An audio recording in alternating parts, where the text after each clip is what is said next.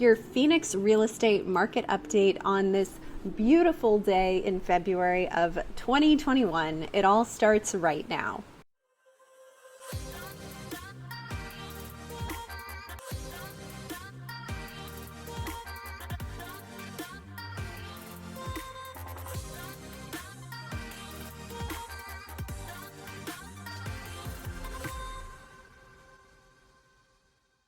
Hey everyone, I'm Caitlin McKegg. I'm a realtor here in Phoenix, Arizona, and today I'm giving you a market update on what's going on in the Phoenix real estate market in February of 2021.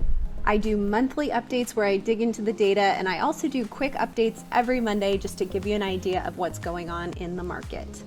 Today we're talking specifically about February of 2021. I'm going to start off by comparing some important statistics between February of 21 back to February of 2020. Then we'll dive into a bit more data, charts, graphs, and all that fun stuff that you guys love. Before I get started, I just want to say thank you to the Cromford report. All of this information that I am able to give you guys is from my subscription to the Cromford report. They analyze the MLS data here in Phoenix on a daily basis and extrapolate that into different charts, graphs, and information that's super useful for me and super useful for you. Okay, so let's start by comparing those year-over-year statistics that I always do. So right now, our active listings are down 60%. That number is sitting at about 4,683 active listings. Our listings under contract are up 12.5%, and our monthly median sales price is up 18% at $339,000. The number of closed sales is up 12%, and our months of supply is at 0.6. If you watched my January update, the months of supply was at 0.7, and I was saying that that was unheard of, and now here we are at 0.6. I was also in a heavy knit sweater because it had snowed that week, and here we are now sitting by the pool. Welcome to Arizona. So the same story this month as last month, just a little bit worse. The number of active listings is low. The number of closed sales and sales under contract is up, and the median sales price is up, and inventory is down. So what does all of this create? It creates a seller's market, and it's what I talk about every week. It just continues to become more and more of a seller's market. One of the things that I love to look at and is very useful for us to understand how crazy the seller's market is the Cromford Market Index. And if you haven't watched any of my past videos, this might be new to you. If you have, you know exactly what I'm talking about, and I know you love it as much as I do. The Cromford Market Index is an algorithm that they've created. They look at historical factors and seasonal factors in the market, and they're able to set a value of supply and demand in the market and an overall index. A value of anywhere between 90 to 110 is a balanced market.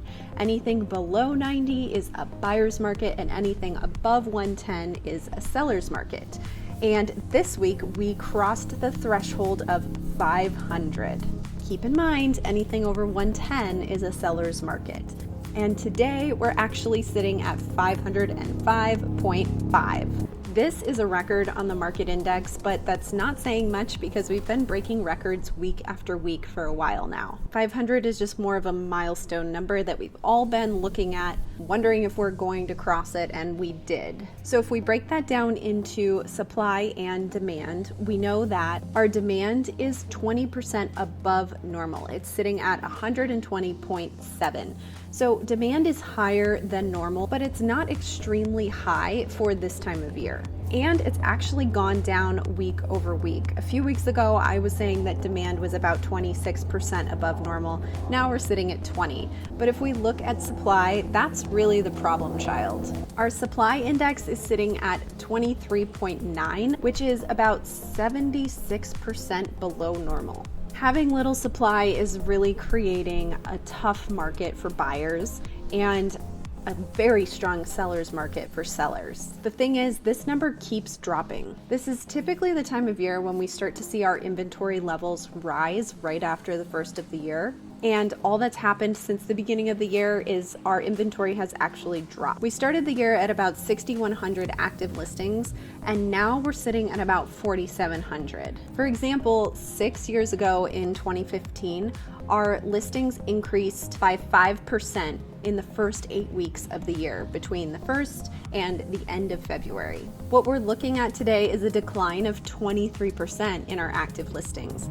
Totally different than our normal process this time of year. Here's the crazier thing yet. I said we started the year with 6,100 and we're down to 4,700. In 2015, we started the year with 22,800 listings. And by week 8, the number of active listings rose to 24,000.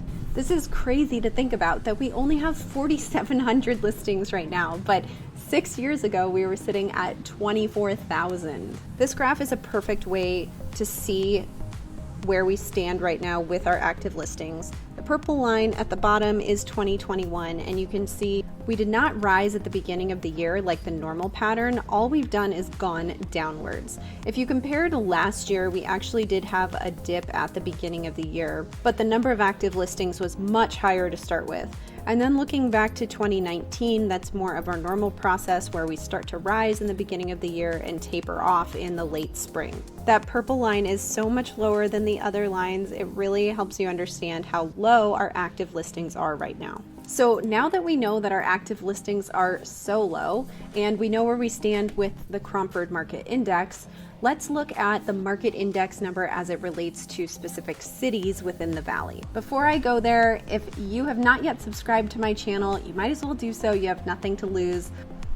I post 2 to 3 new videos every week, and it's all about living in Phoenix or the Phoenix real estate market. So you don't want to miss that content. Make sure you subscribe and hit the bell for notifications. If you want to hear from me more often than a couple times a week, then follow me on social media and catch my updates there. Looking in the middle column, you'll see what the market index is for that city. As a reminder, anything over 110 is a seller's market. Avondale has been in the top spot week after week at 980, although I think a few weeks ago, Gilbert actually took the top spot, but it's since fallen back. Gilbert, Chandler, Avondale, Mesa, and Glendale are all in a crazy range from 647 up to 980, and you can see on the furthest right column where their market indexes were last month. The only two that had a negative change is Chandler and Glendale. Don't be fooled, this does not mean that they're going into a buyer's market. Those two markets have just softened slightly, likely because of a slight change in the number of active listings. Paradise Valley is at the very end at 322.9, and I'd like to point out 322 is actually a record on the market index. Our last highest market index before we started beating records every week was in the 315 range. Since we hit that, we've completely surpassed the historical record for the market index, and now, as I said, we're at 505. But looking at Paradise Valley, even though it's in 17th place across the entire valley, it's still higher than our historical market index record before we got into this craziness. So how does all of this affect our prices? I talk a lot about how prices have continued to increase, but let's look at it from an average sales price per square foot perspective. The record of the highest average sales price per square foot that we've had here in Phoenix was back in 2006, and that number was about $190 per square foot. We exceeded that number for the first time in August of 2020, and by October we were at $200 per square foot on average. Then in November we were at $210 per square foot. This month we broke the $220 per square foot range. So in 6 months we've seen an average of $30 added to the average price per square foot number.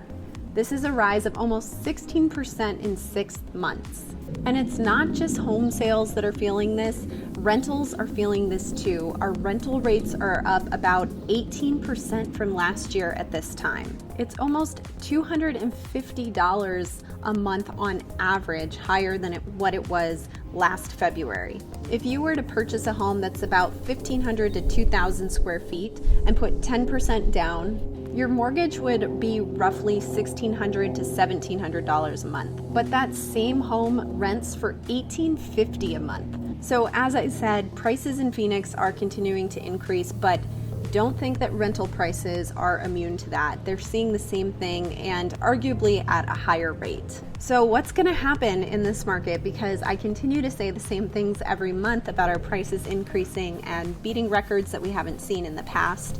Well, one thing that can change that is affordability. And right now, Phoenix is still in an affordable range, but we're barely hanging on. The National Association of Home Builders has a ranking for affordability. They look at sales prices and compare that to the annual median income that an individual or family in that city makes. If the median income can afford 60 to 75% of homes that were sold in the previous quarter, then we consider that within an affordable range. So anything between 60 to 75% is an affordable range according to the National Association of Home Builders. In Phoenix, we're sitting at about 60.6% based on last quarter's findings. So we're still within an affordable range for now, but it'll be interesting to see when we look back on Q1 of this year if that number drops out of the affordability range. I know it sounds bad to say that we're going to be dropping out of that range and we're kind of on the border of that 60%, but let me show you where California stands. Poor California isn't looking so good. They're sitting at 19% in San Diego, 11% in San Francisco, and 9% in Los Angeles. Again, what this means is that a family making the median income could only afford 9% of the homes that were sold in the previous quarter, or 11% or 19%. Either way, way below that 60 to 75% range that they consider an affordable range. Because of all of this competition, we're seeing the number of homes that are closing over the list price higher than we've ever seen before. Right now in Phoenix, 39% of the homes that have closed in the last month have closed over the asking price. This number was sitting at 37% just a week ago. Now this varies based off of price range and location, but the price range of $300,000 to $400,000 is where we're seeing those listings closing over asking the most. The amount over asking varies as well, but we're seeing anywhere on average from $5,000 to $10,000 over the asking price.